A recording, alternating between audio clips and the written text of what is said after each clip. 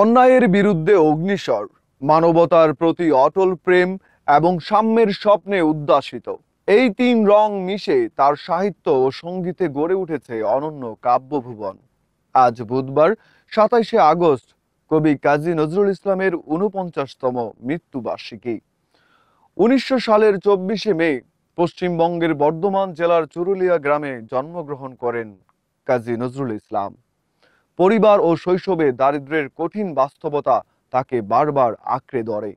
জীবিকার প্রয়োজনে কখনো মুয়াজ্জিন, কখনো রুটির দোকানের কর্মচারী কিংবা নাটকের দলে গায়ক হিসেবে কাজ করেছেন তিনি। এসব অভিজ্ঞতা তার কবিসত্তাকে বহুমাত্রিক করে তোলে। বিস্তারিত থাকছে ডেস্ক রিপোর্টে। বাংলা সাহিত্যে নজরুল পরিচিত বিদ্রোহী কবি হিসেবে। তার কবিতায় উপনিবেশিক শাসন, সামাজিক বৈষম্য ও ধর্মীয় কুসংস্কারের বিরুদ্ধে প্রতিবাদী কণ্ঠ উঠে এসেছে স্পষ্টভাবে। একই সঙ্গে তরুণ প্রজন্মকে জাগিয়ে তুলেছিলেন স্বাধীনতার আন্দোলনে। তবে তিনি কেবল দ্রোহের কবি নন, ছিলেন প্রেম ও মানবতারও কবি।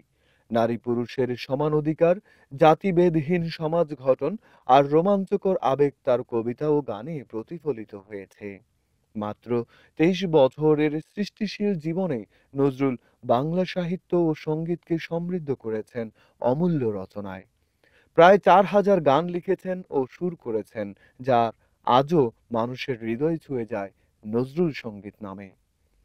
স্বাধীন বাংলাদেশের পর বঙ্গবন্ধু শেখ মুজিবুর রহমানের উদ্যোগে ১৯৭২ সালে তাকে সপরিবারে বাংলাদেশে আনা হয়। দেওয়া হয় জাতীয় কবির মর্যাদা।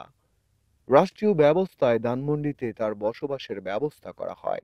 ১৯৭৪ সালে ঢাকা বিশ্ববিদ্যালয় তাকে সম্মানসূচক ডি লিট উপাধি দেয়। ১৯৭৬ সালে তাকে ২১শে পদক দেওয়া হয় এবং নাগরিকত্ব প্রদান করে বাংলাদেশ সরকার। মৃত্যুর প্রায় ৫ দশক পরও নজরুলের প্রাসঙ্গিকতা অটুট। অন্যায়ের বিরুদ্ধে দাঁড়ানো, সমতার জন্য লড়াই এবং প্রেম মানবতার বাণী আজও মানুষকে অনুপ্রাণিত করে। তিনি নিজেই বলেছেন, এক হাতে বাঁকা বাঁশির সুর, আর হাতে রণতূর্য। জাতীয় কবির মৃত্যুবার্ষিকী উপলক্ষে রাজধানীতে নানা কর্মসূচি পালিত হচ্ছে। কবি নজরুল ইনস্টিটিউট আয়োজন করেছে আলোচনা সভা, হামনাত ও দোয়া মাহফিল। বাংলা একাডেমি শ্রদ্ধা নিবেদন, একক বক্তৃতা ও সাংস্কৃতিক অনুষ্ঠান আয়োজন করেছে। সুব্রত সাগর, NAN টিভি নিউজ ডেস্ক।